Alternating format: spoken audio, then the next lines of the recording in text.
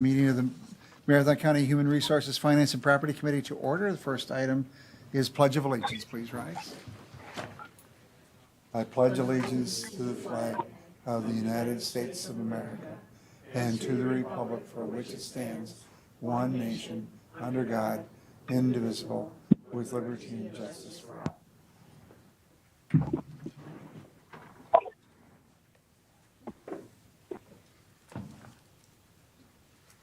All right, the next item is public comment. I don't have, was not approached by anyone. Clerk wasn't? Yeah.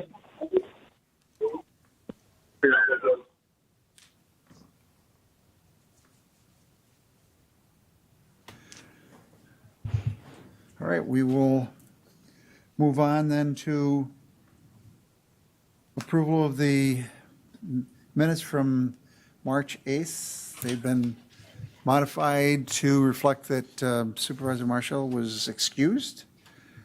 What are your wishes? Been moved by Supervisor Lemmer. Is there a second? Second by Supervisor Leahy. Any discussion? If not, all those in favor of approval of the minutes will signify by saying aye. Aye. Opposed, no. That motion carries. Next, we'll go on to item 6A1, how to be, without objection, is Chris on? Would you mind if we went to 6A2 first? No problem. Oh, Chris is not on? Then we will go to 6A1. And how to begin review of employee benefits and employment policies to ensure Marathon County government is an employer of choice. And then we meet the proposed outcome measure in the strategic plan relative to retention. I think this is an issue that we've been kicking around for a while, and we've, the administrator had indicated that he wanted a meeting. I think he wanted to do a quick intro, and then we'll turn it over to Molly. So Lance? Thank you, Mr. Chair. Can everyone hear me? Yes, we can. Okay, thank you. I appreciate you allowing me to attend virtually, and I'll be very brief in terms of a kickoff. Molly has a presentation she'll provide to each of you, and she has hard copies for those that are present in person, and we have sent out digital copies to everyone on the committee if you check your emails. But as the chair has referenced, this has really been a topic of that the committee has been discussing for the last, certainly for the entire time that this board has been seated. But your board rules are very clear that this committee has a couple of very important roles and responsibilities relative to our compensation and our benefit policy. So I think it's certainly a topic of germane discussion for this committee. So to help you in kind of understanding what opportunities exist for us to continue to work to become that or maintain our status as an employer of choice. Molly's going to give you kind of a lay of the land as to where we are in terms of a couple of key measures, which you've talked about before, but also talk a little bit about a lot of the things that we as staff, and particularly Molly and her team, have done to improve our retention and recruiting efforts. So with that, Mr. Chair, I'll kick it over to Molly, and if anyone has any questions for Molly or I during the presentation, we'll be happy to answer those. And Okay. the presentation was sent to you electronically by the administrator. All right. Great. Thanks. As Lance mentioned, leading into this conversation, I wanted to provide a brief overview just kind of where we are relative to recruitment and retention, the current climate, what's been done already, where we are at today, what we're currently working on, and then some thoughts for future planning to get your conversation started. So as it pertains to the current climate, we have seen an increased labor demand that is both nationally and locally, increased number of available positions and a reduction in unemployment. So we are currently in Wisconsin under 3% unemployment with a high labor participation rate, meaning that working age able workers are already in the workforce. So there are, quite frankly, just more jobs than there are people, approximately 2.8 open jobs for every unemployed worker in Wisconsin. Compounding that issue is population concerns in the state of Wisconsin. Over the past 10 years, net migration to Wisconsin has been down nearly a third compared to prior decades and 75% from the 90s. So based on those current trends, we'll continue to have an issue. And then you couple that with inflation. So 28% of U.S. workers have said that they are struggling financially, which has led them to search for other employment, which puts additional pressure on public employers like ourselves, and creates compression between new hires and existing employees. Also, there's increased competition, as you're aware, with remote work being more readily available. We're not only competing locally for talent, we're competing nationally, if not globally. I have two close friends here living in the community that are actually working for out-of-state employers 100% remotely. So there is an increased competition and a change in employee expectations. Employees have a greater focus on work-life balance. They have a desire for more flexibility. They're putting an emphasis on their own well-being and a preference for a diverse and inclusive working environment. So with all that, this fierce competition for talent across all industries is not likely to end soon. So as we go on, I'm going to explain some of the things we've done, and our numbers really are looking very good, but that doesn't mean we can let our guard down because of the current climate and because future concerns are going to continue. We really do need to maintain a focus on this. So some of the updated recruiting initiatives that we've done here is an increased presence in the community at recruiting events, enhanced marketing efforts with brand consistency, an increased social media engagement, and we actually purchased the joinmarathoncounty.com domain. Which is actually pretty cool because we can tell people joinmarathoncounty.com, they can get directly to our job site, look for available positions, and apply through that. Again, just the graphics and the brand standards that we now have for our recruiting materials just look and feel a lot better.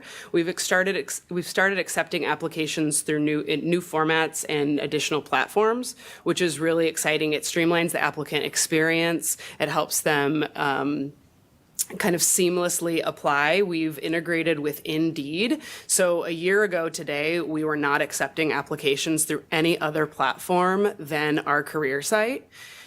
Only 28% of the applications that we've received in 2023 came from that career site.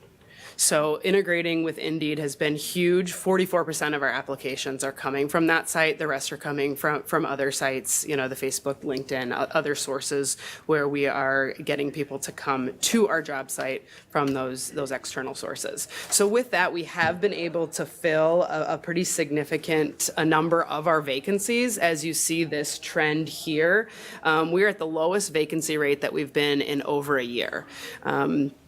So we hope to continue that trend downwards. Our vacancy rate is just around 6%.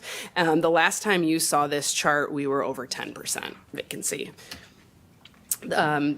Same positive looking scenario here in employee separations. The number of voluntary separations has dramatically reduced. However, I will just say that these are annualized numbers for 2023 based only with the first couple of months of data. So of course, we hope to continue this trend. But again, the last time you saw this, we were at a nearly 18% annualized attrition. Now we're closer to 13. So looking really good. Again, our retirements are relatively steady, but those voluntary resignations have gone down significantly.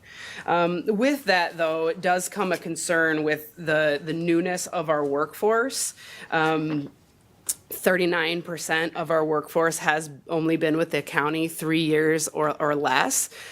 So with that, they don't have the institutional knowledge, and less tenured employees are more likely to leave because they may not have the relationships, they're not earning higher PTO, their accruals are lower, they're not vested in WRS. So if we don't get them to stay over that mark, we are more likely to lose them. So we really do need to be focused on the retention of these employees. And so for both retention and recruitment, I advise to focus on a total reward strategy, and that embraces everything that an employee values in the employment relationship. So it's not just compensation, but it's also the traditional and non-traditional benefits, culture, flexibility, time off, employee development, learning, exposure opportunities. It's everything that an employee values about their relationship with their employer. We did take into consideration the compensation concerns. You've heard a lot about that. We implemented the classification and compensation study that you approved earlier, or you approved at the end of last year. And with that, we were able to increase our average pay by 5% and increase that median by 6.8%. So again, we have salaries and hourly work expressed as an hourly number here. But that was a big leap for us. That's certainly helped us become more competitive in the market. But it can't stop here. Again, it's something that we certainly need to keep an eye on and stay focused on. So not only offering, competitive benefits and competitive salaries, but talking about them, advertising them, and educating employees and potential employees on those. What you see on this slide is actually a screen print out of Workday. You've heard me talk about Workday a couple of times. That's our new ERP system, and hopefully you've all had the opportunity to get into the system and see this for yourself. But these total compensation statements help employees visualize the monetary value of benefits. Compensation is not just base salary.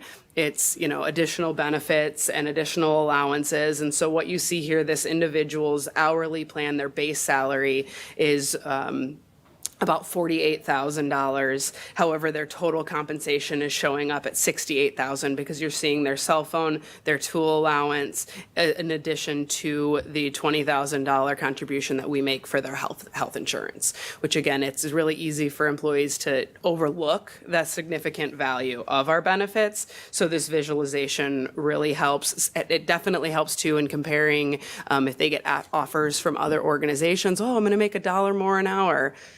Okay, well, let's look at your benefits. Let's look at healthcare contributions. Let's look at all of those things from a total compensation lens. And then looking at... You want questions now? Oh, sure, absolutely. So does that include WRS? It doesn't include WRS or PEP contributions, and that's simply a functionality of the tool that won't allow us to put those in, so it does not.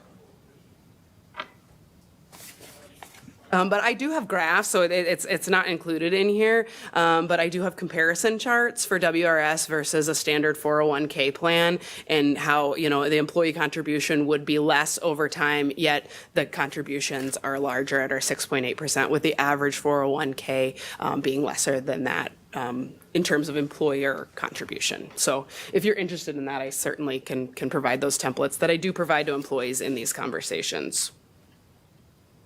Any other questions? I was just going to point out, the state does a very good job of looking at, with WRS, life insurance, dental insurance, all of the benefits and cost it out, and it gives it to the employees. It might be worthwhile for us to look at that, so that there's a total compensation, an understanding of the total cost of the compensation package. Yeah, absolutely. Thank you. The holistic benefit programs offer a really strong mix of traditional and lifestyle and supplemental benefits. So we have strong traditional benefits. Again, we just spoke about the WRS, the PEP contributions. We have, health, dental, eye care, things of that nature. But we've also introduced new this year is a new wellness portal.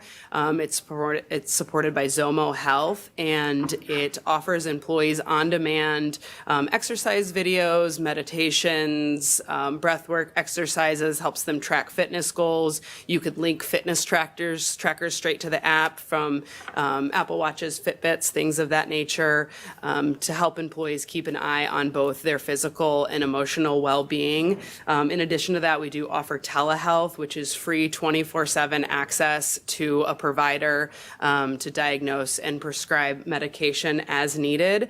We've also newly introduced an employee discount program, Working Advantage, that allows employees to go in and receive discounts on any number of things, whether it's vacation packages, flights, rental cars, hotels, tickets to performing art shows. And then also, of course, we have the Marathon County Employee Credit Union, which is a benefit to employees. We've included them in our new employee orientation so they can get signed up for financial coaching and get all the resources that are available through the credit union. So again, just trying to take into consideration some additional, more non-traditional benefits to help support both physical and emotional well-being along with financial well-being. And then taking a look at flexibility, this is something you also probably hear a lot about. 70% of millennial workers and 50% of older workers say that they have considered leaving their jobs for more flexibility. 53% of U.S. workers consider flexibility to be the most important factor in choosing their job or their company. I just want to say, flexibility is more than just where and when work gets done. That certainly is a big part of it. But for operations that, don't allow remote work, there are other alternatives in terms of providing employees more control and autonomy over how their work gets done, allowing them to self-select teams, schedules, supporting variety in employees' work, as well as supporting development, which we'll talk a little bit more about in a little bit here. Relaxing dress codes. Flexibility is shown to increase diversity of the workforce because it allows individuals that otherwise wouldn't be eligible or able to work due to childcare, scheduling issues, the ability to work full-time or the ability to work only part-time. So allowing more flexibility does increase diversity in the workforce, reduces absenteeism as well as turnover, and increases career longevity. So it's certainly important. And then some recent studies have piloted 4-day work weeks where employers have reported improved productivity, revenue, morale, and team culture, and employees have reported benefits to their health, finances, as well as relationships. So that's something, and even other counties in the state of Wisconsin have explored a 4.5 day work week. And I think Lance was actually going to provide some insight on that as well. Sure. If I can, I'll be pretty brief. Molly is absolutely correct. Even in the area of government, which I think we all kind of say sometimes we're slow to adapt to change. This idea of a 4-day work week and altering schedules is something that is even taking hold in Wisconsin governments. It's been in speaking with my colleagues in other states, California, a number of municipalities have been moving in this direction. School districts across the country, a number of school districts, in fact, are moving to 4-day work weeks. But as it relates to Wisconsin, in case you haven't heard, there are a number of counties, Price County, Chippewa County.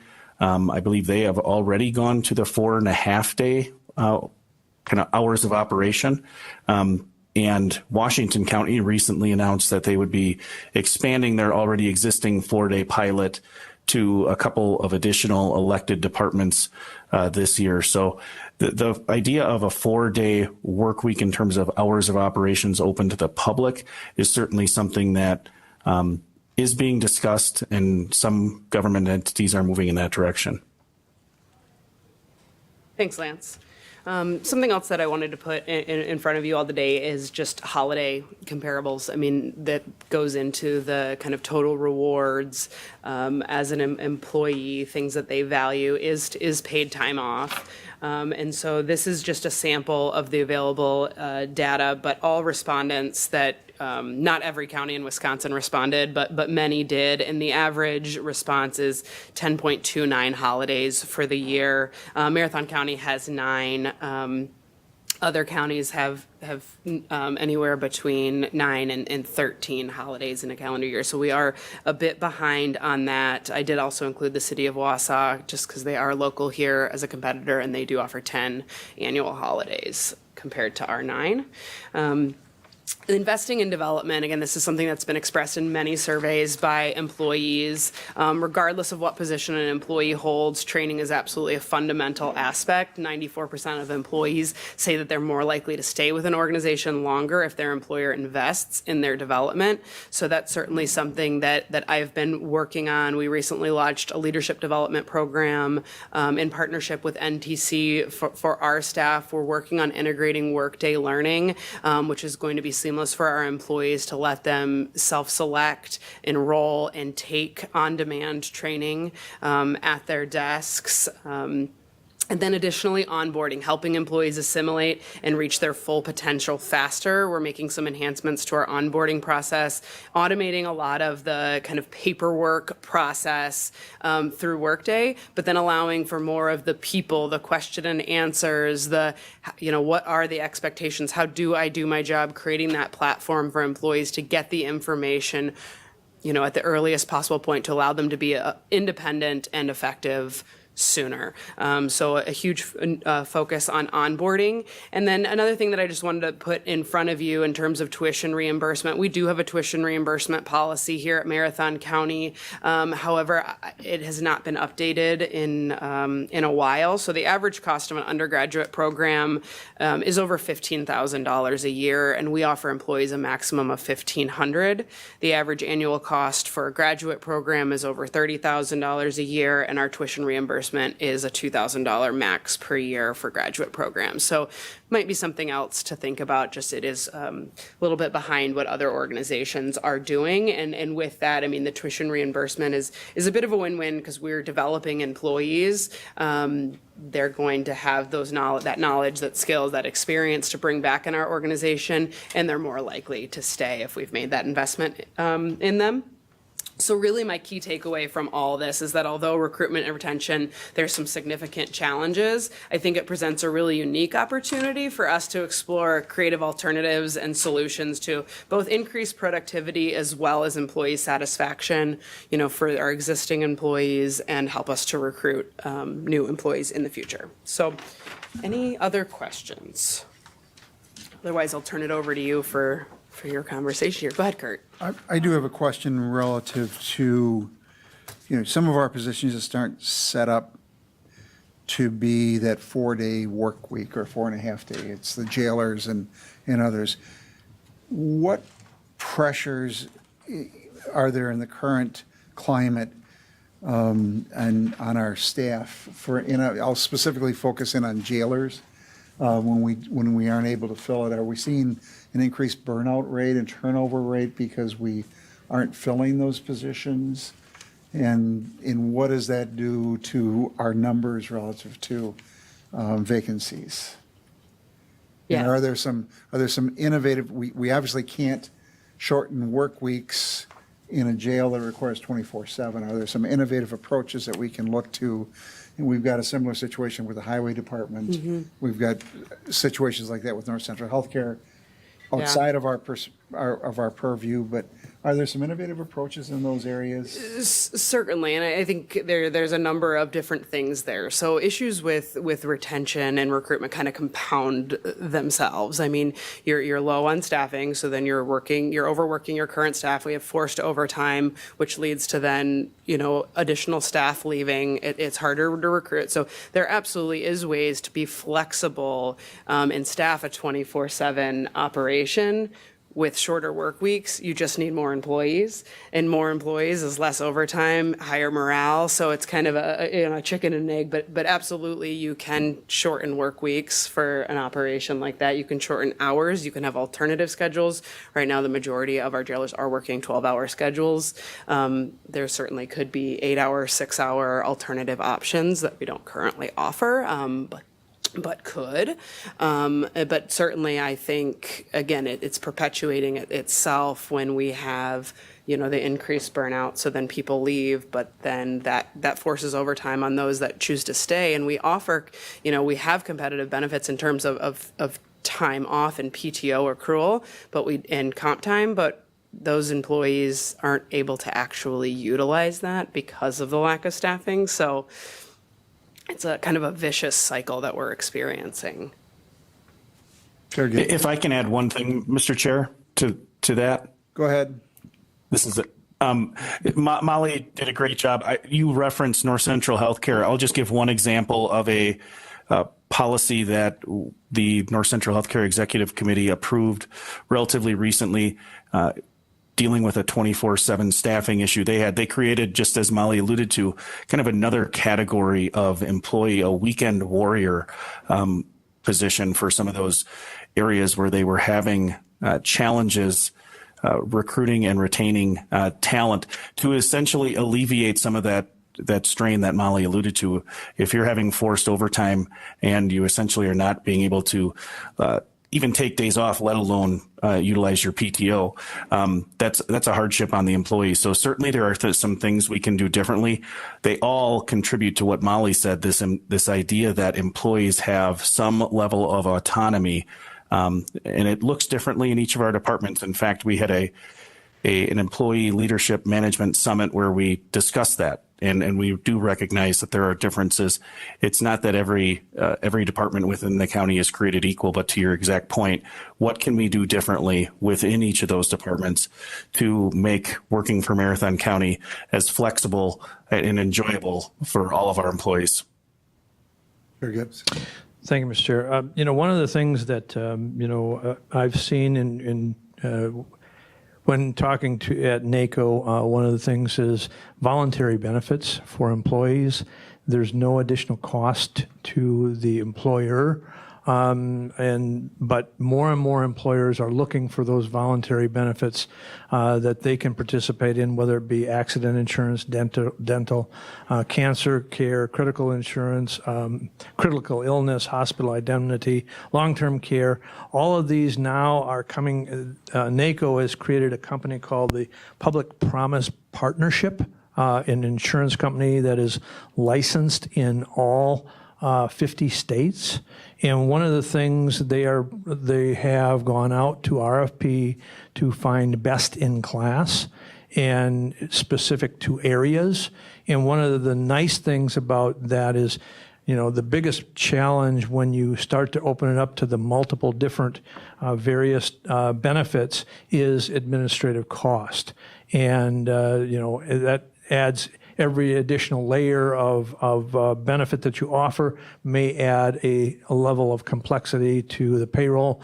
But the nice thing about the way that NACO has developed this public promise insurance company is that there's one deduction.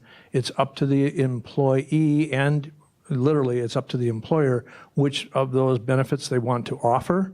And then there's one withdrawal from their paycheck, and then it's all handled as one transfer. So the administration is very minimal.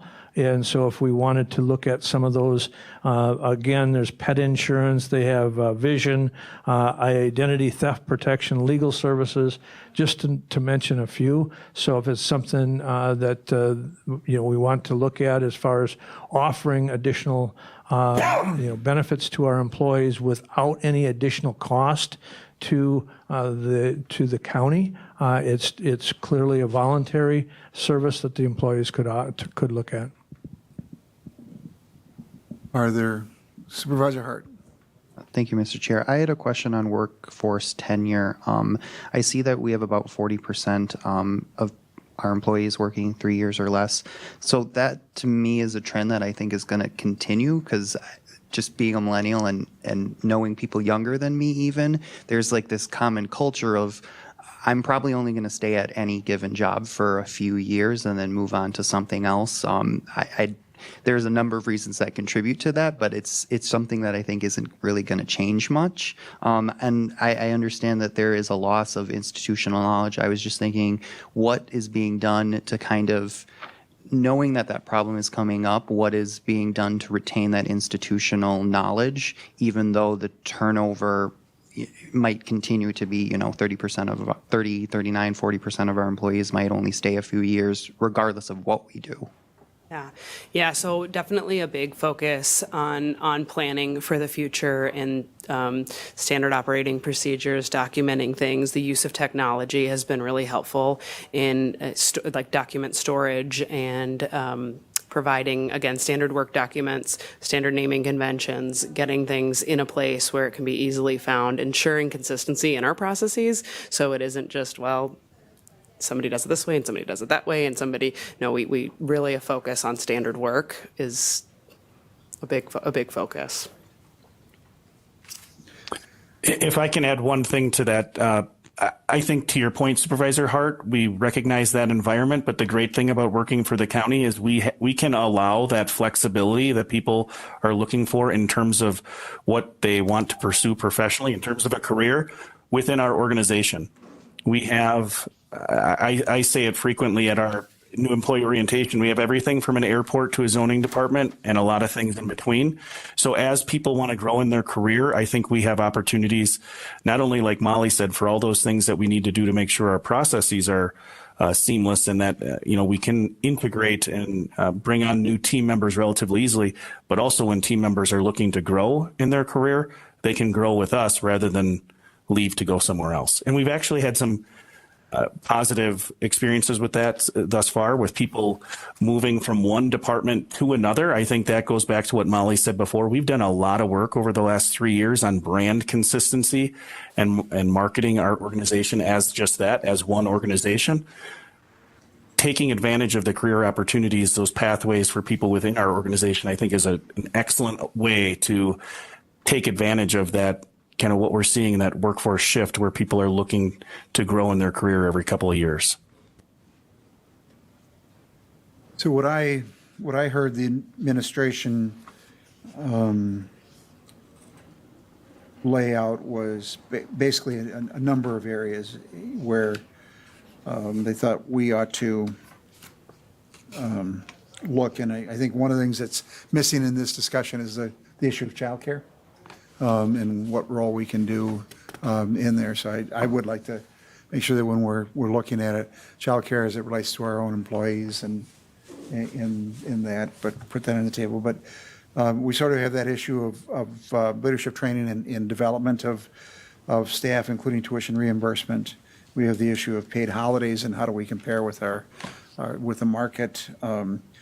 We have that issue of what is a traditional work week and what are the ramifications and implications of modifying that upon us. We have state employees in the building and others, so we need to look at that. And that whole issue of the culture, in the access to the benefits that you have talked about and as Chair Gibbs talked about. But how do we, I think what we ought to do is try to break those down and deal with those incrementally as a committee. And I think as we prepare for the 2024 budget, look at those that would have impacts on that budget and try to get those perhaps up first so that we're in a position to have a recommendation on if that makes sense. We can't take action today because it's an educational.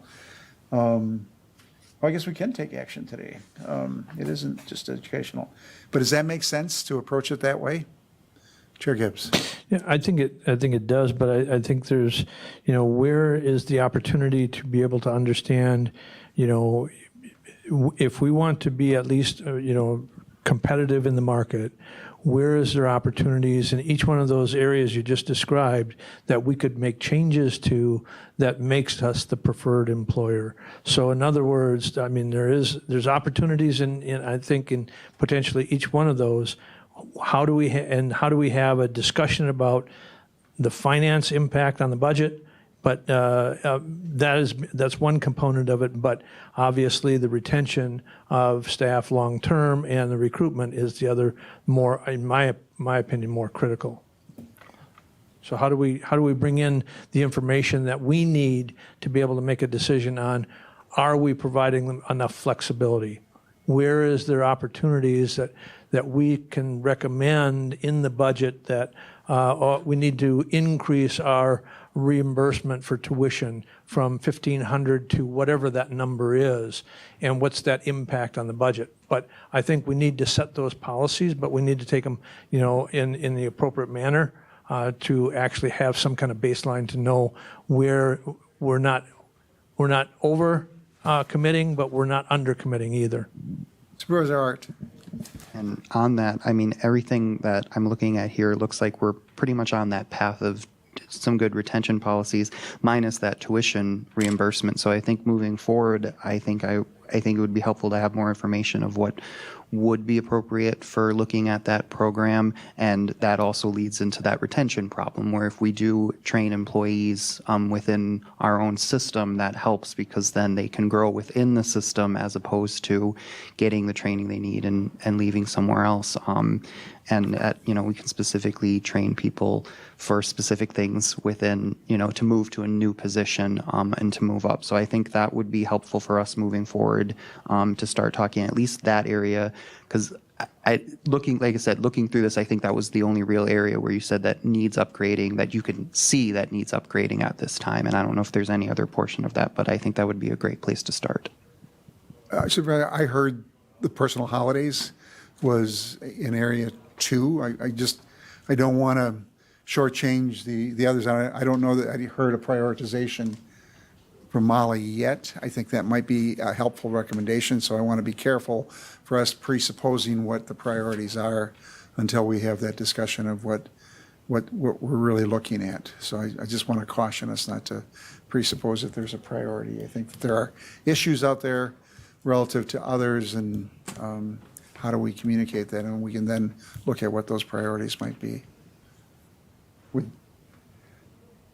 Any thoughts, Molly? Thoughts on our approach? on prioritization? Yes, or? yes. Mr. Chairman, if I might, maybe we allow the professionals to bring back recommendations to this committee at what they're seeing as the opportunities that the county has. There's low-hanging fruit, that some are minimal or no cost, but there's also others that have an impact on the budget. But I think a recommendation from the professionals understanding where we're at in comparison to the industry standard is if we're not offering enough paid holidays, then let's have that discussion. If we're not offering enough of flexibility in work, then let's have that discussion. If we're not offering enough tuition, let's have that discussion. But if we could get some recommendations from the professional staff as to where we think we need to be, I think that would be a great start. Brent? All right, we have any other thoughts? All right. Do we want to, is there a motion to direct staff to develop recommendations to report back to the committee? I'll make a motion that we direct staff to provide recommendations as far as opportunities for improvement to our employment practices. Is there a second? Seconded by Supervisor Leahy. Any discussion? If not, all those in favor will signify by saying aye. Aye. Opposed, no. That motion carries. Thank you. You have work to do. Great. Thank you. Thank you for a very good overview. Discussion of tax sales process. And this was stimulated, if you will, by the discussion we had at the last meeting where we had a bid on a property that was delinquent, or we've had for quite some time, with a long expired appraisal. And I'm going to turn it over to Deputy Administrator Holman for an overview and begin the discussion. Okay, so good afternoon, everybody. I think that hearing the comments at your last meeting, it became clear that you were interested in hearing more about what Wisconsin Surplus might be able to do. So I had reached out to Bill Faltz, who's on the line today, and asked him if he would be willing to tune in today to basically talk about what they do, how they do it, but also more importantly to sort of demystify what they do for counties. Because I've worked with them in the past in Portage County. I know they do work with many counties across the state. And so I think that based on the sort of conversations around how do you set prices or what sort of strategies you might come up with for moving properties through the tax deed process, I think that Bill will have a lot of positive input for you to consider, and then we can see where it would go. And ultimately, I think it's just great that he's willing to carve out some time today to speak with you. So. All right. Yeah. Good afternoon, everybody. Thanks, Chris. Just an overview of what we actually do. We sell properties, tax delinquent properties, for over 36 of the counties in the state of Wisconsin currently. We've been doing it for 5 to 7 years. And in that time, we have returned over $3 million worth of property back onto the tax delinquent rolls. And we've done everything from landlocked property to office buildings around the state. We have a bidder base of 138,200 plus registered bidders all over the world. We sell property to people from California in Walworth County. We sold a fire station on Osseo, Wisconsin to somebody out of California. We sell properties in Minnesota that people are buying to retire into Wisconsin. So we have a very big bidder base that really helps you guys, because we're advertising it literally all over the world. We're also doing Facebook advertising at the time of your auctions locally for you. Like Chris said, we've done really well for Portage County. That's kind of an overview of what we've been doing. I guess the best thing to do is, what questions have you got? So could you give us an overview of how the property values are set for the bidding process? Is there a minimum?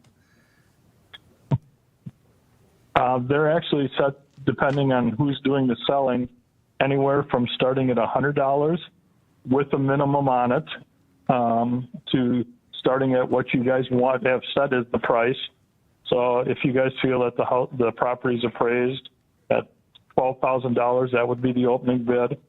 Like I said, I have some counties that started at $100 with that same $12,000 minimum bid on it, so we don't sell unless it gets over that $12,000. There seems to be, as many counties that there seems to be that many different ways to set the minimum prices. So we're really setting them at where you guys want us to. Obviously, the lower we start it, the more people we get involved with it. The higher the price, the smaller the bidder pool to start with.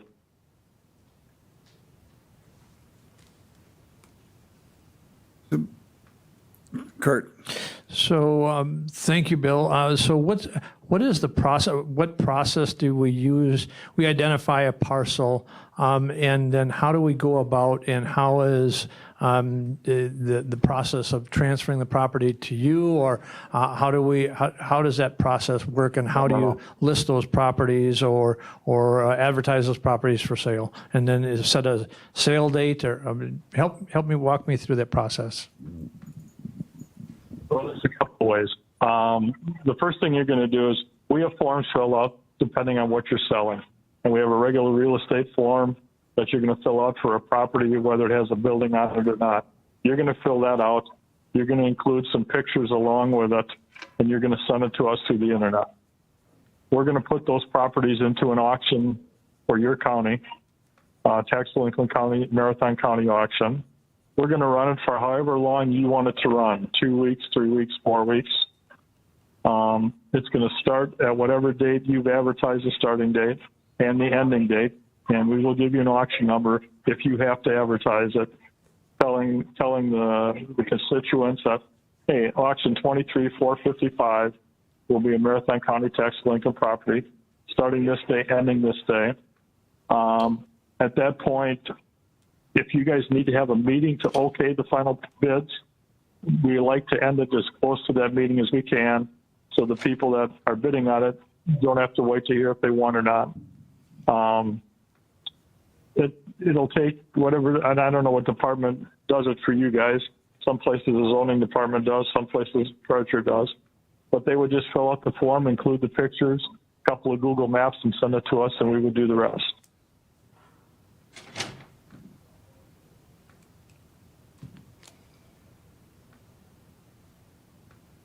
I'm going to direct this to Mike.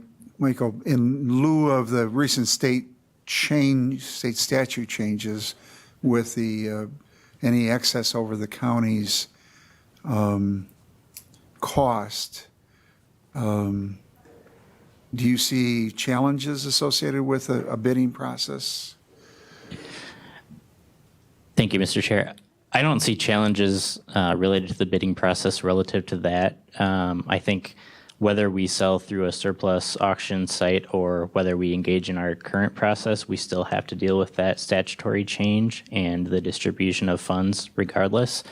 I would just say we do have Chapter 75 of the Wisconsin statutes to look at, as well as our ordinances 3.20. Our ordinance actually reflects pretty closely the requirements under Chapter 75, but just a couple pieces to keep in mind.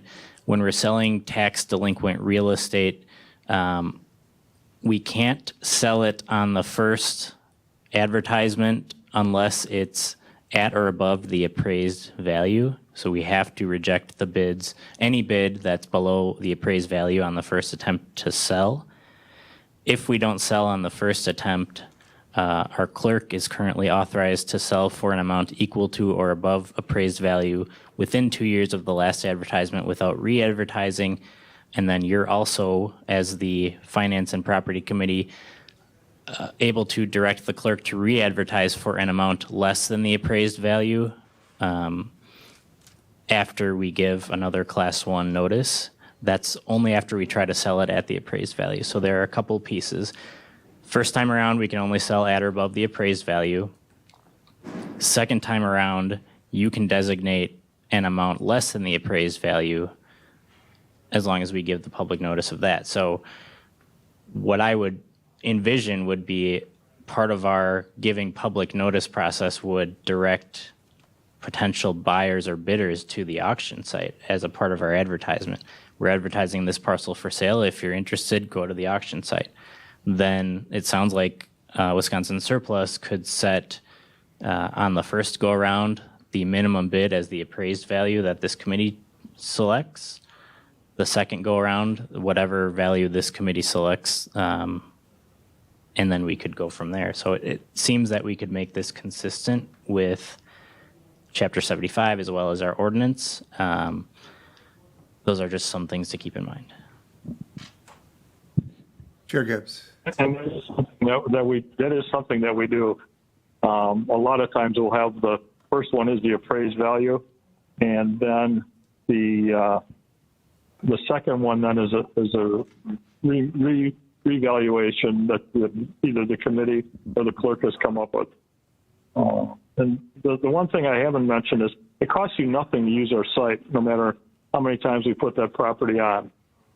We charge a buyer's fee, which we keep, and you get whatever the high bids are on the property. If I could defer to the clerk, who has, from an administration perspective, a couple questions, and then Kurt will get to you. Hi, Bill. I just have a couple process questions, I guess. At the end of an auction, does the purchaser pay the money to you, or does the money come directly to the county? Money comes to us and then to the county. Okay. And then after the funds are received by the county, then I'm assuming we would be responsible for the quitclaim deed transfer and all of the title work that's involved there? Correct. And we do collect whatever quitclaim deed fees or title transfer fees you have. We will collect from the bidder for you if you want. Okay. Thank you very much. Kurt? Yeah, so the question I had it relates to, Bill, the buyer's fee that you add on to the bid, and in conjunction with the excess above and beyond cost that has to go back to potential property or put in escrow for up to 5 years now under the current state statute for the potential previous owner. Can we add the buyer's fee as an additional cost of distribution or disposition? And I asked Corp Counsel the same question. So I don't know if you've got any experience with that since the new statute went into play. Well, don't you have a lot of properties that were taken prior to the statute taking effect?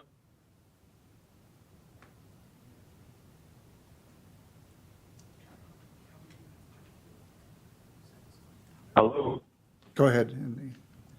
Hello? Yeah, don't you have a bunch of properties that were taken before Yes. that statute took effect? Yes, we do have quite a few Okay. of those, yes. So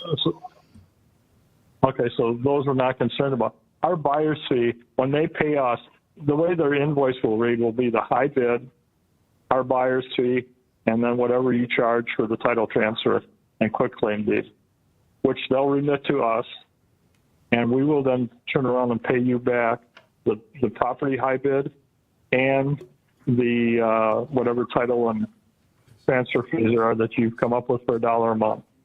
So we've already deducted that out of our expense, and we've kept that and just sent you whatever the high bid and their fees are. Mr. Chair, if I could, Go ahead. in looking at that statute regarding distribution of the proceeds of sale, it looks like when you're determining the net proceeds from the sale of the property, advertising costs are not part of that. So you subtract from the sale price the advertising cost. So I think it would seem to me that the buyer's fee you could also consider as the cost of advertising this with Wisconsin Surplus, which would not be something that would go into the net proceed that you have to then distribute under the statute.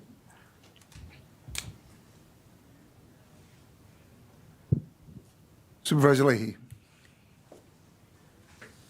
Thank you, Mr. Chair. I think I have two questions. One is for Bill. Do you have any data to show, I guess, so it sounds like a lot of counties use the appraised value as the initial bid.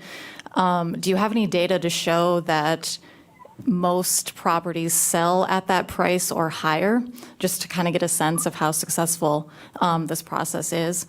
And then internally, I have a question regarding, I guess, are we losing the previous model of accepting bids through the mail, et cetera, and focusing solely online? Because often doing a hybrid gets kind of complicated.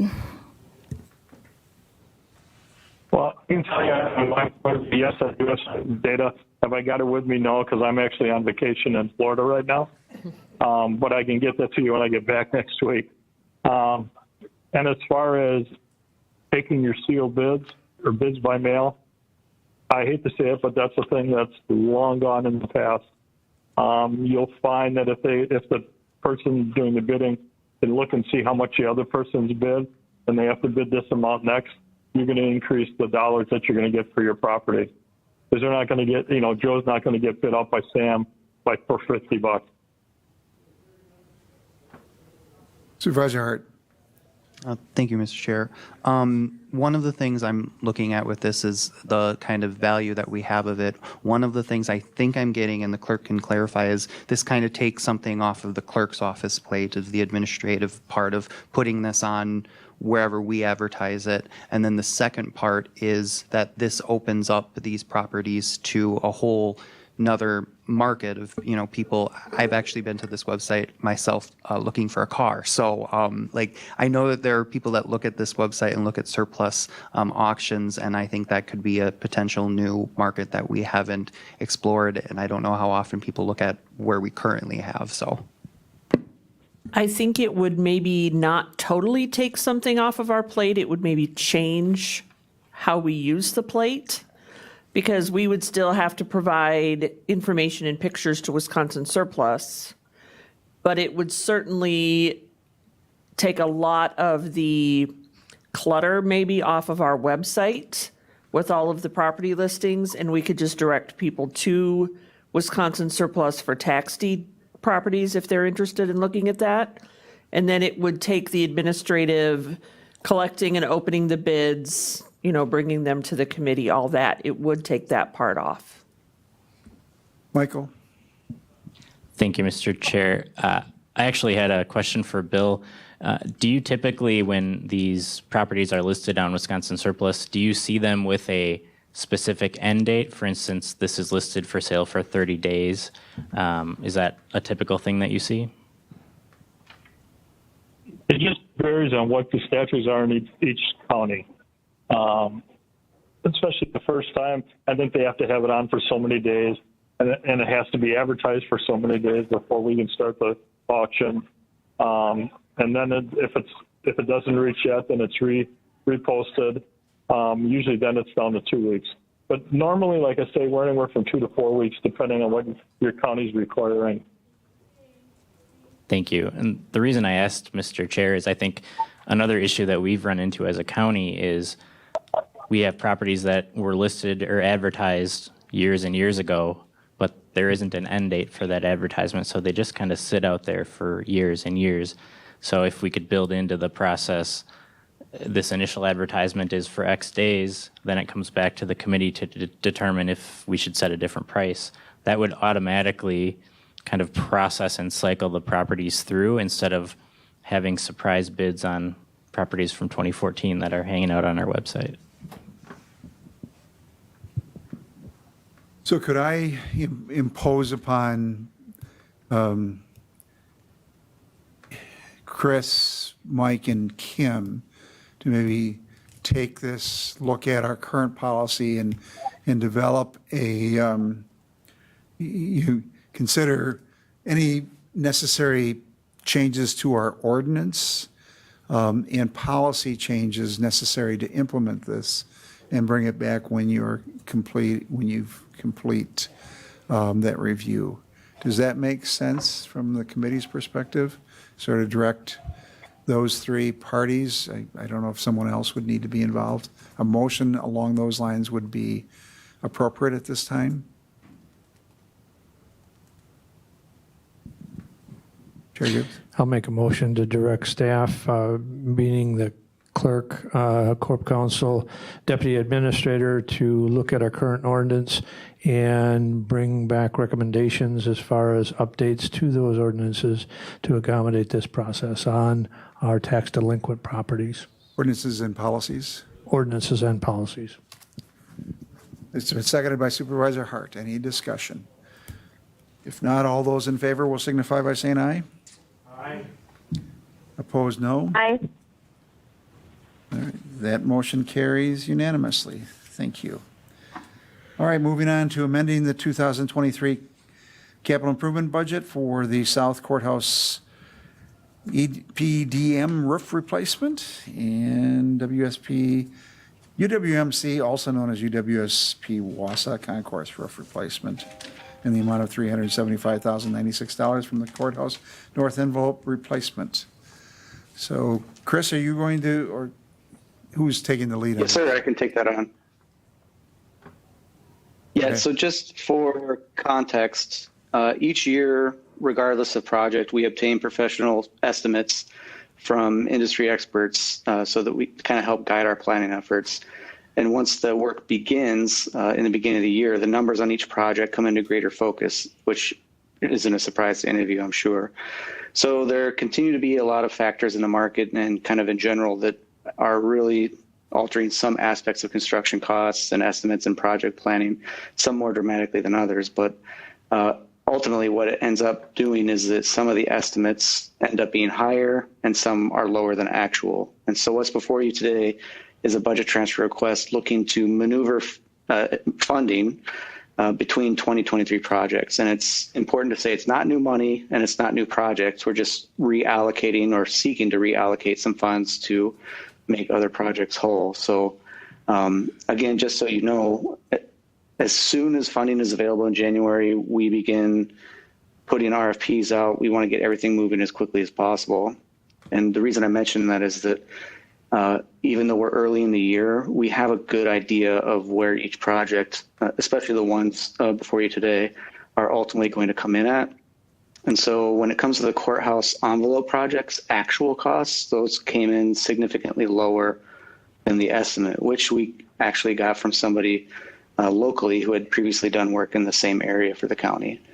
But on the flip side of the building you're in, the courthouse roof project experienced higher costs because we discovered some unknown asbestos, and there's also some lightweight concrete that was used to pitch the roof and the asbestos piece of the roof, and all of that needs to be abated. And so that, unsurprisingly, added some significant costs. The UWSP roof in in the item before you, the responses for the RFP all came in slightly higher than it was budgeted. And so same general idea in that we know we have some savings in the envelope project that we can redirect to that so that we can meet the bids that came back, or the proposals that came back rather, and get that project funded and moving. So essentially, again, just to summarize, this request to you is to say, here are 3 projects. One has significant savings. We'd like to redirect a large portion towards the roof to help address the asbestos and the light concrete, and then take a comparatively tiny portion to just make the UWSP roof project whole. But if you have any questions about how we got to where we're at, or just in general, happy to answer those for you. Are there any questions? If not, are there any motions? Mr. Chair, I'll make a motion to approve the budget transfers for the 2 projects, the courthouse envelope roof project and the UWSP roof project. All right, any from the envelope replacement project? Yeah, correct. All right, is there a second? Seconded by Supervisor Lemmer. Any discussion? If not, all those in favor will signify by saying aye. Aye. Opposed, no. That motion carries. Next, we'll go Thank you. on to the acceptance of the funding from the Department of Energy for Energy Efficiency and Conservation Block Grant Program of $78,300. Administrator I can Leonard? take this, Mr. Chair. Yeah. Yes, please. Well, this is good news, I think. For those of you that are not aware, there was a $550 million appropriation that was made by the current federal administration for a number of projects, but essentially it is under this umbrella of what is known as the Energy Efficiency and Conservation Block Grant Program. And the vast majority of those funds, in excess of $400 million, in fact, it's $431.2 million. Those are awarded through designation as an eligible entity, and Marathon County is, in fact, has been designated as an eligible entity under that program in the amount of that $78,000 figure that's listed on your agenda. Essentially, what this allows us to do is to receive those funds based on our size within the state of Wisconsin. There are eligible local governments, both at the state and territory level, local tribes and counties. And then the other side of this program is the competitive grant side. And I'm not speaking to you about that grant side. We would need to have a project that we would apply for. But instead, I'm speaking about the eligible entity component. And based on our board rules and the way that our budget is set each year, this would be a new revenue if we were to accept these funds. These funds, once accepted, we would have to develop a plan to utilize them. And the first choice that we need to make is whether or not we would go under what's called a voucher program route, which, based on my initial review, seems to require less in terms of reporting, which may be advantageous for us given the relative low dollar amount of our allocation, that $78,000 allocation. But I don't have a firm recommendation to you at this point.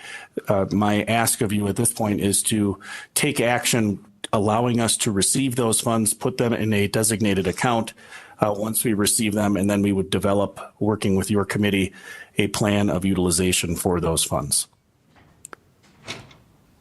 Supervisor Leahy. Thank you, Mr. Chair.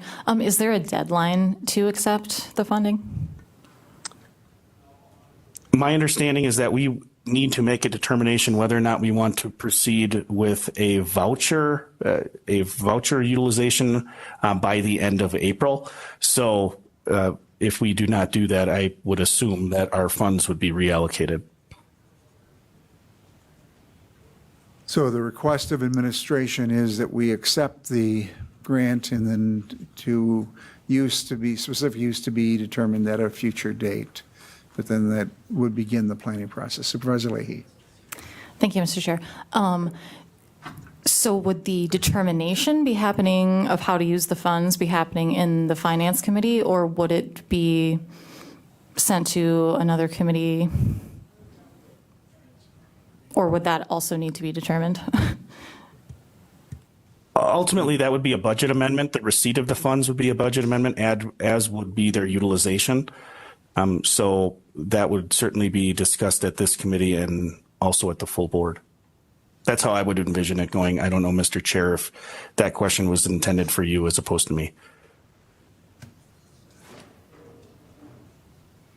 I guess my thoughts are, it would be nice if we could have, prior to our April action meeting, some sort of thought of where this is going, because then we could take both the acceptance and the use to the county board. Is that within the realm of a reasonable request? I think so, Mr. Chair. When I get back to the office, I can sit down with you and we can kind of lay out what the applicable timelines are, what the available uses are, and I will get all of the information that I can to the committee to assist you in making any decision you need to make within those timelines. So do we need to, with that, should we defer action on this until our next meeting and then to deal with it holistically? I don't see any problem if you choose to wait and take action at your April meeting. Then we would have an appropriate transfer of funds at that time. Right now, we've got a grant request. We can deal with them together, and I think ultimately we'll need to present it to the county board. But then we'll have that clarification as to what the intended use would be. Does that make sense? And without objection, we'll defer this to the next meeting. We're all in allow administration to develop that both the acceptance and delineation of purpose. All right. Thank you. Potential revisions to the 2024 budget process timeline. We've had a number of questions and comments from various members of the board. There seems to be some confusion over the use of the committee of the whole term. The purpose of the committee of the whole was basically to allow the county board to meet, to have that discussion. And in discussions with the county board chair, it may be more appropriate to just call that an educational meeting of the county board. But I'll defer to Chair Gibbs.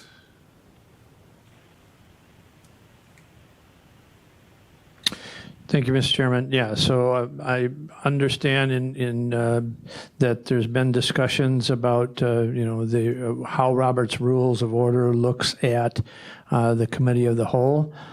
So rather than utilizing the committee of the whole, my recommendation, and this would be in the form of a motion, would be to change instead of the committee of the whole, that the meeting would be actually an extension of, in addition to the education meeting. So I would view it next month's education meeting as starting at 4:30 in the afternoon and going till 6:30. Having a break from that meeting till 7 o'clock, and then reconvening that meeting at 7 o'clock, providing the education around the normal items on the education meeting. And then if we are not totally through all of the education on the budget process, that we would reconvene that meeting on Tuesday, the following normal voters meeting at 4:30 also, and go till 6:30, have a break also, and then have the voters meeting at 6:30. I think that does what we are looking to intended to do. I know there's been discussions by and offered by, in fact, Supervisor Baker. I think the one thing that in discussing with administration is I think there's a willingness to have that open discussion with the full board to present the overview of the budget process as a total to the full board so that each supervisor has an opportunity to ask questions at the same time when they're being presented the same information. I know there was discussion about potentially allowing supervisors to view the information that's been offered by the HR Finance Committee. I don't find that quite as attractive as at least having the ability to have the discussion with the board members so that they can all ask those questions, so that if one supervisor has a question, multiple supervisors normally have that question and they get the same answer at the same time. So I like the potential of having the full board have that discussion and a presentation. Could I just interrupt? Can I get a second to your motion, and then I'll let you continue? Seconded by Supervisor Hart. Now go ahead. I'm sorry. Okay, I'm sorry. So I like the opportunity to provide all of the information, and like I said, I had discussions with the administrator, and having that presentation to the full board, I think is much more favorable. Don't get me wrong, there's still going to be discussions at each of the standing committees as they delve into their areas of jurisdiction. And so I think there will be opportunity for that discussion there. But I think the overview, at least in my view, the overview gives everybody the opportunity to hear the same communication at the same time. And being able to ask questions at the same time and hear answers at the same time, to me, makes it much more valuable. Thank you. Supervisor Hart. Thank you, Mr. Chair. And I just wanted to kind of reiterate what Chair Gibbs had said. One of the reasons we did this, what's going to be an educational meeting, was because of the criticism that things were discussed at our committee, other committees, and there were a lot of supervisors that sometimes rightfully criticized and said that, well, I wasn't able to attend that committee or I wasn't able to watch that video. So that was really the big part of this educational, I'm going to use the word summit now, but that was a big part of why that was the final product of all of these discussions, was so no one really had the excuse to say that they didn't have the ability to get this information. I think amending the process as it is right now to put those back into the committees creates the exact same problem that we originally had, which like I said, we had a number of supervisors. I don't know if Supervisor Baker was one of them, but we had a number of supervisors who had complained about that. And so we wanted to bring that all back to make sure that we were all on the same page. And I think the process as it stands now is going to work to mitigate those criticisms. Thank you. All right, we have a motion to amend the budget process timeline to delete committee COTW budget summit and to replace it with a county board educational meeting. Is that succinctly stating it? Michael? I just have a question for the motion maker. Looking at the budget timeline, there's also a committee of the whole for the October budget presentation. Yet your motion, as I understand it, would only address the April meeting. Is that correct? My understanding is it would address both. Am I correct? Or not? Did I? Correct, because again, thinking about the October meeting, there's not opportunity at that meeting because that meeting is just prior to publishing the budget, and there's not opportunity to amend it at that point. So is that the intent to do both COT? To do both as educational meetings. Any questions, and that was agreeable to the second. Any other questions or discussions relative to that motion?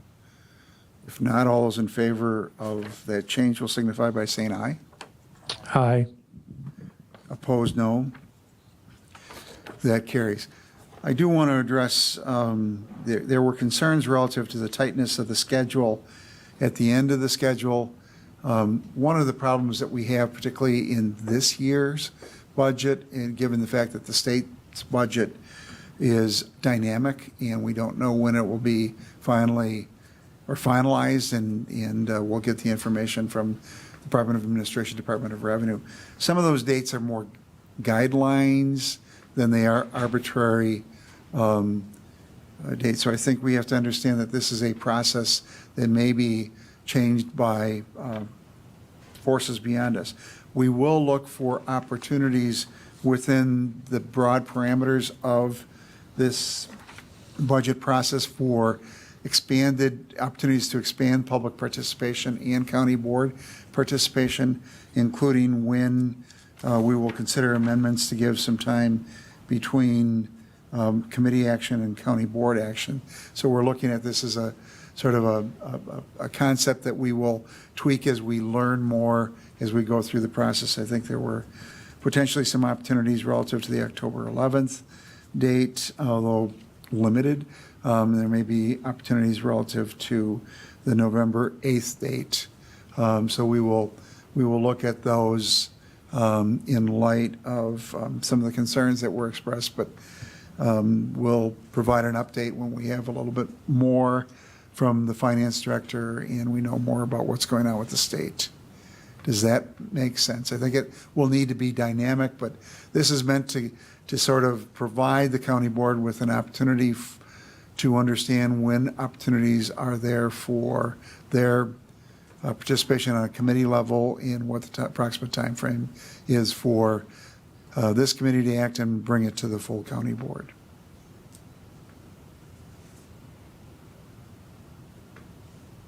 Any other questions? All right, we will then move on. Then Michael somebody will need to amend, develop an amendment to incorporate, they're deleting the COTW. All right, we will move on to ongoing educational presentation, applications for congressionally directed spending. Administrator Leonard. Thank you, Mr. Chair, and I'll be very brief. This is just an update. Kind of one of the things that staff do very frequently is we're always trying to find ways to be the best stewards of the tax dollar that we receive. And for that reason, we're often seeking out alternative avenues for funding. And I'll just highlight two projects that we recently submitted applications for congressionally directed spending allocations. And those two projects, the first is the Regional Forensic Science Center, which you're very familiar with. We've sought funding from the state of Wisconsin previously and had meetings with representatives from the governor's office, from the Wisconsin Counties Association, and with local legislators. We also recently did submit that congressionally directed spending request through Senator Baldwin's office in working with Wisconsin Counties Association. The total dollar amount of that request was $10.6 million. We submitted that within the deadline for the applications. And the second project is we titled it the Highway Department Building Relocation.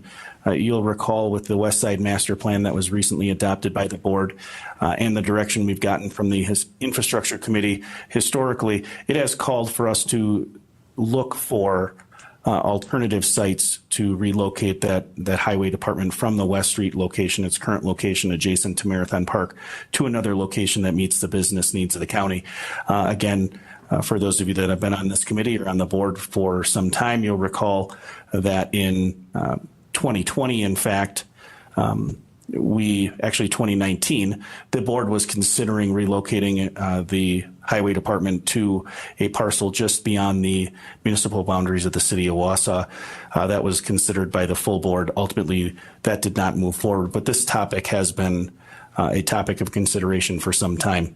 We submitted a request through Senator Baldwin's office for that congressionally directed spending to offset the cost of that relocation, which current estimates are in the area of about $55 million. It's a pretty expensive piece of real estate that would need to be modified for that project. So just making you aware of those submissions.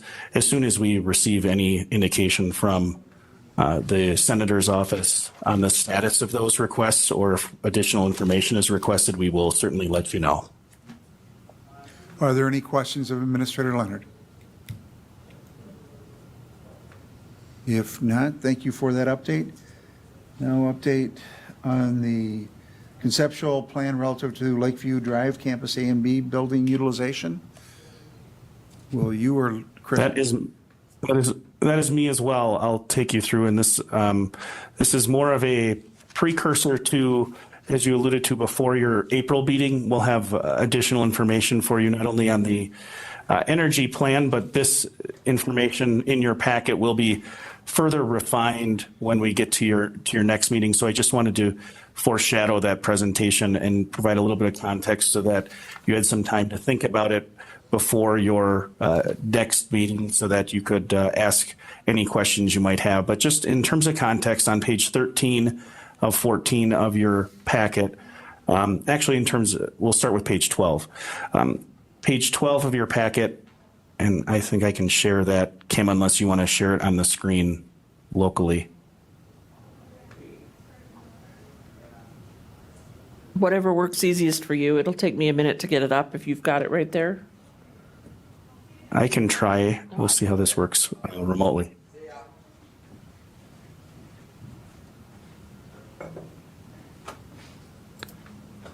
Okay, is everyone seeing the Yes. page 12?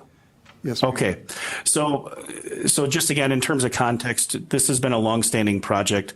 The planning for the North Central Healthcare Campus, what we're calling now the Lakeview Drive Campus Renovation Project, started in 2017, and the board action moved forward into 2018. But the area that I really want to spend some time talking with you about today is the area that is highlighted within that red box in that overview document. And that is the area that we're currently doing planning work regarding. So as I scroll down, you'll see into page 13 of 14, you get a bit of an additional view of the campus. And essentially one of the guiding principles of that Lakeview Drive renovation process was really to not only meet the needs of North Central Healthcare and do these renovation projects in a way that was financially sustainable, but also take advantage of the opportunities that would be afforded to the county by the relocation of several North Central business processes to some newly renovated spaces. And really, we have done that to a significant degree already. And I'll start kind of below that red box to the south of that red box on the campus. You'll see there are a number of areas. A number of committee members have participated in a tour of the renovated spaces for social services. Social services will be moving into the kind of that light blue space at the bottom of that drawing over the next month. Likewise, the purple area to the far right of that drawing, that's essentially creating a conference room space, replacing all of the conference room facilities we have at River Drive, allowing for the redevelopment of that site.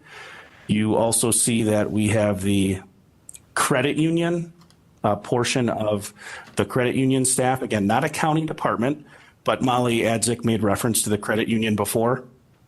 They are currently leasing space from us at the social services location on Thomas Street. They are going to have a location on the Lakeview Drive campus. And then finally, kind of the purple area, the small area in the center of that southernmost building pod is the Veterans Service Office. So you see, again, this is kind of the first step of taking advantage of those spaces on the Lakeview Drive campus, previously occupied by North Central Healthcare business operations, being repurposed for county operations in a financially sustainable way that allows for the redevelopment of existing county spaces, essentially the social services building and River Drive to this point. So as we move up to that red box section, we're really continuing in that planning fashion with the space that is set forth within that red box. That is all space, again, that was previously occupied and at this time still currently occupied by North Central Healthcare staff, trying to find utilization for that space in a way that over time will be advantageous for the county. So I just want to walk you through kind of where we are right now and what our next steps are, and at least make sure from the committee's discussion today that we're continuing to operate in the same consistent path that you envisioned and the previous board envisioned when this project was undertaken. So I'll start with this kind of light orange area at the bottom of that box. At your previous meeting, one of the things you tasked administration and county staff with was really looking at what could we do relative to our staff in terms of benefits and operational changes relative to childcare. And in fact, Chair Robinson referenced that idea again today. Well, through our building planning process, we learned that that area that's highlighted there, that light orange area, previously was responsible for housing a childcare operation on the North Central Healthcare campus a great many years ago. So one of the things after your last meeting, we went back, staff, Deputy Administrator Holman and I made contact with a local child care center provider here in town and just took an initial tour of that space to see what their initial thoughts were regarding it. And we're going to continue to investigate the potential viability for that space. Again, to look for a utilization that's financially sustainable, but also very advantageous to the county. We don't have an answer on that as of yet, but we're in process. When you go kind of further up in the drawing within that red box, you see that the Aging Disability Resource Center, there's a kind of darker shade of red area. The Aging Disability Resource Center, for those of you that have been on the board for a while, or if you are familiar with the organization, they used to be housed on that Lakeview Drive campus. They moved off-site a number of years ago and currently rent from a local landlord. We've been in discussion with their board and had a couple of very productive meetings talking about the prospect of having the ADRC return to that Lakeview Drive campus, essentially mirroring what you'd see in other communities, other counties, in terms of human services, a human services array. So we're finalizing our space planning with respect to the ADRC space, and I can inform you that after our meetings with the ADRC board, they did take action directing their executive director to move forward in conversations with county staff along the lines of them relocating over time to the Lakeview Drive campus. The other area that is shaded, kind of a darker green shade, is noted as conservation planning and zoning. So I previously referenced looking at areas or opportunities rather to eliminate some of the sites we have, the disparate sites we have throughout Marathon County. On the River Drive campus, one of our largest departments is conservation planning and zoning. So if we were looking to divest that area long term, we'd need to find another site for the conservation planning and zoning department. One of the points of discussion historically had been to have conservation planning and zoning relocated with the highway department. Should we create a multi-county department site for the highway department, parks, rec and forestry, conservation planning and zoning, and emergency management. Now, as staff, one of the things we're always looking at again is trying to make sure that we present you with with options that are the most fiscally sustainable options. And it might not surprise you to learn that building a new site for that department, integrating them into that site with the highway department and potentially the Parks, Rec, and Forestry Department would significantly increase the building costs for that multi-county department. At the same time, we have existing space on the Lakeview Drive campus that could be repurposed relatively easily for conservation planning and zoning to be relocated to the Lakeview Drive campus in a much more timely fashion, allowing this committee and the full board to further consider what does divestment look like of the River Drive properties in a much shorter time frame.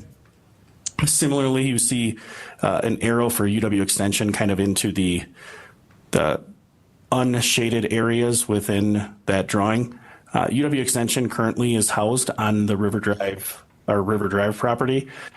They need a portion of their space to be utilized for an educational kitchen, and that space currently on the campus is well suited for that. So those are our initial thoughts. Then when you look to the unshaded areas, one of the things that the county board has debated for a considerable period of time is what does the future of the courthouse look like in terms of master planning? The last master plan for the courthouse, I believe, was in between 2012 and 2014.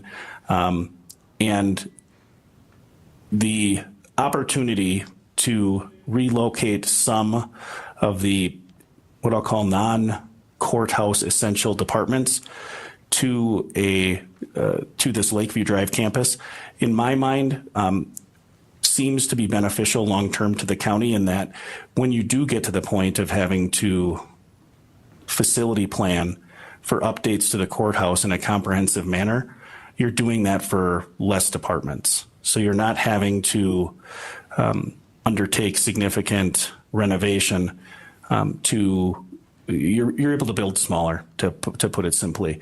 So our initial thought is really to work with the architects that Deputy Administrator Holman and our facilities team have engaged based on the capital improvement plan that was previously approved as part of the budget. Work with those architects to identify a couple of departments. Most notably, it's going to, in my mind, finance, HR, and administration, to figure out what it might look like to have those departments or a portion of those departments relocated to that space. Because at the end of the day, when we look at this Lakeview Drive campus, we're going to be eliminating a couple of those disparate office sites within our footprint. This is going to be one of the two primary places where our employees are located, both the courthouse and the Lakeview Drive campus. So it makes sense from an operational perspective to have some of those key operational departments located there. So that's kind of the process we're in right now. We're going to be having those meetings with the architect in the very near future to kind of get a better understanding of the space needs that each of those departments have, which again should be advantageous for the county when it comes time to plan for the courthouse and some utilization issues we have. Because again, it might not surprise you, but there are a number of departments within the courthouse that if there were additional space available, it would improve their operations. For example, the district attorney's office is one area where their space really isn't overly conducive to their needs right now. They also have some opportunities to have additional staff provided through the utilization of ARPA funds from the state of Wisconsin that right now they really just don't have space for. So we're trying to identify those things, and this is on just for education today and discussion. I'm really just hoping to make sure that we're still kind of heading in the same direction, that the direction from this committee is consistent with the direction that we've received in the past when we undertook this master plan project for the Lakeview Drive campus back in 2018. But I'm happy to take any questions, Mr. Chair. Are there any questions, Chair Gibbs? And then, Chair, go ahead. Thank you, Mr. Chairman, and thank you, Administrator, for that overview. So if we are going to, the only thing I didn't hear about was relatively two departments. That would be Parks, Rec, and Forestry, and the CVSO. Do we have different locations for those over on West Street or down on this campus down here to be able to vacate River Drive, the three buildings down on River Drive? Sure. I'll start with the CVSO. I apologize if I didn't mention this, but the CVSO is slated to move. That department is slated to move to the Lakeview Drive campus. In fact, later this year. So you'll see it's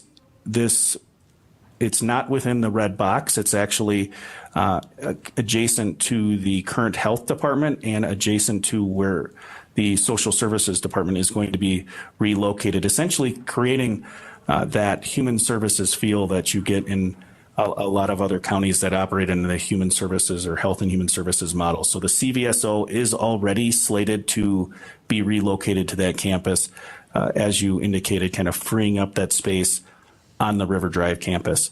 The other department you referenced, Park, Rec, and Forestry, absolutely is one of those areas that we are trying to identify what kind of from a short term and long term, what are the options that are available to us?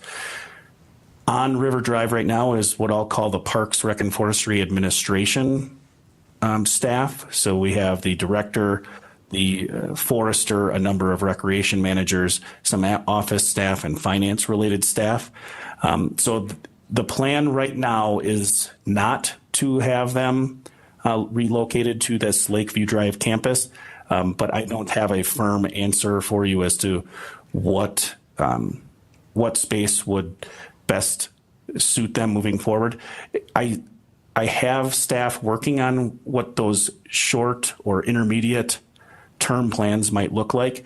Currently, their operations staff are located on Party Street, which is kind of adjacent to or within the West Side Master Plan area. It's adjacent to the West Street facilities for the Highway Department. So we're identifying kind of what those opportunities might be. But as of right now, it's not to relocate them to the Lakeview Drive campus. Supervisor Hart. Thank you, Mr. Chair. That actually, my question actually follows up perfectly with that. So that would make the River Drive campus or buildings, the Parks and Rec is the only department that isn't accounted for in these plans at Lakeview, correct? Correct. Okay. I just say that because I know that representing a city district, I know that the mall development is kind of getting off the ground now, and I know that as part of that, it's they're looking to that River Drive area as well for redevelopment. So just kind of in the future, keeping us updated on how that's moving forward, so we can be good partners with the city would be really important. Thank you. That is one of the issues relative to our work plan and how we deal with surplus property. So we'll have to have that policy in place as it relates to social services and River Drive and others. So there are some policy issues that the administrator will need us to provide guidance on so that he can move ahead with those discussions with the city. But we've heard from the WAS Opportunity Zone of their interest. Other questions? So Lance, what is your intent then at the April meeting is to bring in an actual plan for, or just to continue the discussion? We'll be looking for some action relative to the plan that we present. And we'll have that framed up in terms of a resolution for your consideration. But really today, the only thing I wanted to make sure that I was working in the direction that this committee and the full board wanted me to work. And, I would say that it's consistent, again, going back to when the master plan presentation was made in 2017 and 2018, that idea of consolidating our footprint and relocating departments in a manner that over time would allow for our facility footprint to decrease. I just want to make sure that there's nothing that I'm presenting you right now that is a non-starter or that we're heading in the wrong direction. The facility that's there, the vast majority of the renovation that we're talking about that you approved as part of your budget last year was for the upgrades to the physical facility itself, the HVAC, the mechanicals. And because that space is not going to be demolished, it's going to be continued to be available for county use. We're really trying to relocate departments that best fit not only the long-term operational needs of the county, but also that will work well within the space. So kind of that the area that is unshaded, a lot of that is already set up for general office use. The same is true for, quite honestly, everything within that red box, other than the white area that has the arrow for UW Extension. A lot of that is current kitchen and cafeteria space, but we're really trying to minimize renovation in those spaces. But again, the direction I'm hoping to get today is just whether or not we're heading in the wrong direction, because I don't want to come back to you in a couple of weeks with a plan that has a bit more detail than what I've offered today, only to find out that, conservation planning and zoning, it doesn't make sense to relocate them to that campus. You don't see the value of having administration, finance, and HR relocated to that space over time, or a portion of those departments. If I'm heading in the wrong direction, I'd like to know that as early as possible. All right, any thoughts or questions? Sorry, Supervisor Lemmer. I sit on the ADRC board, and I know no decisions have been finalized, but the attractiveness of working with social services and some of the other places there, I know is a plus. So I would put my endorsement for that if it's appropriate. Any other comments? Chair Gibbs. Thank you, Mr. Chairman. No, I just echo the sentiment. With sitting and chairing the North Central Community Services Program Board, the ability to have these additional departments in support of our citizens in Marathon County all in one place, I think makes sense. And it decreases our overall footprint in multiple buildings when the reality is we have these facilities available with some hopefully minimal renovations. And potentially puts the properties back in the tax roll. Any other questions, comments? If not, we look forward to the information coming in April. And we will move on to the request from North Central Healthcare for funding to cover Mount View Care Center losses caused by state reduction of supplemental payments. Administrator Leonard or Chair Gibbs, I'm not sure. I think I'll start, and Chair Gibbs can certainly add additional detail, but there's a letter in your packet from Gary Olson, the executive director for the North Central Healthcare Center. And we've talked about this before, and Chair Gibbs has spoken at the county board about the changes that the state made with respect to the supplemental nursing home payments and the impact that would have locally. Mr. Olson's letter essentially just outlines that based on that impact and the ensuing shortfall, that if North Central is not made whole by state action, that ensuring shortfall is something that under our nursing home agreement is the obligation of Marathon County. As noted within the letter, he's not asking for funds as of yet because there is some hope that the state will kind of reinstitute the supplemental payments that were historically provided. But he just wanted to make this committee and the full board aware of that request if that does not happen. And Mr. Olson couldn't be here today, so that's why I am pinch hitting on his behalf. Chair Gibbs, anything you want to add? Sure, and I think I have spoken to the full board. I mean, there was a reallocation of the supplemental funds by the state, but I've also had discussions with the senator who sits on the Joint Finance Committee, along with area representatives And they're looking into, the challenges and the opportunities, because between Mount View and Pinecrest, the two nursing homes that North Central Healthcare have operational oversight on, it's almost $2 million of lost revenue. Now Lincoln County is having a meeting tonight to discuss the potential future of their nursing home and the challenges when their total overall tax levy is $15 million and they got $1 million shortfall on the nursing home. That really makes it challenging to be able to continue. So they're going to have those discussions, but there's hope that the state will look at it. I know the chair of the board from Lincoln County did author a letter and sent it to the governor asking them to look at this particular issue. And the hope is that there will be some kind of remedy to make whole the counties in the shortfall.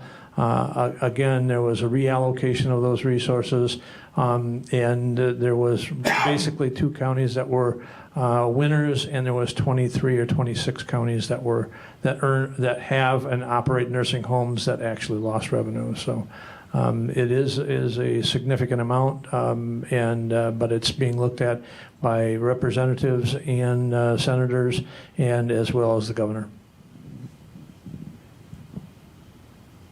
All right, we will be addressing that issue at a subsequent meeting, should we need to. Hopefully there will be a resolution in Madison that would negate any need for action. So that's more, and again, an informational presentation. Any questions of either the administrator or county board chair? If not, we'll move on to committee members are asked to bring ideas for future meetings. My intent is that we carried over some items relative to the energy grant, the energy block grant, the Lakeview campus discussion. I know we would like to advance the tax increment finance discussion. Supervisor Marshall had shared with you earlier today additional information relative to background. So we'll try to frame that up in a actionable way for our next meeting to continue that discussion. And we'll have our normal actionable items coming in. Anything else you'd like to see us take up in April? I think we're going to look for Molly on a regular basis to interact with us on those human resource issues as we become that premier employer. And we try to address those recruitment and retention issues. So we'll continue to look for opportunities to bring information back to you, again, in an actionable manner, and that. Anything else? And we would look to sometime in the future to have the work group that we just put together with the Corp Counsel clerk and deputy administrator relative to the surplus property and changes to the ordinance. Anything? Chair Gibbs. I know we had discussion about potential the in rem versus tax deed. I guess at some point I'd like to try to get an update as to the advantages, disadvantages of in rem versus tax deed, if so, that we could look at. Is there an opportunity to accelerate that process? I know we have significant number of properties that are delinquent that we need to address. Right. We will look for opportunities to both assemble the information and present. Other items? If not, we're at item 9. What are your wishes? Supervisor Hart moves to adjourn. Is there a second? Seconded by Supervisor Lemmer. All those in favor of adjournment will signify by saying aye. Aye. Opposed, no? Aye. That motion carries. We are adjourned. Thank you all for your participation.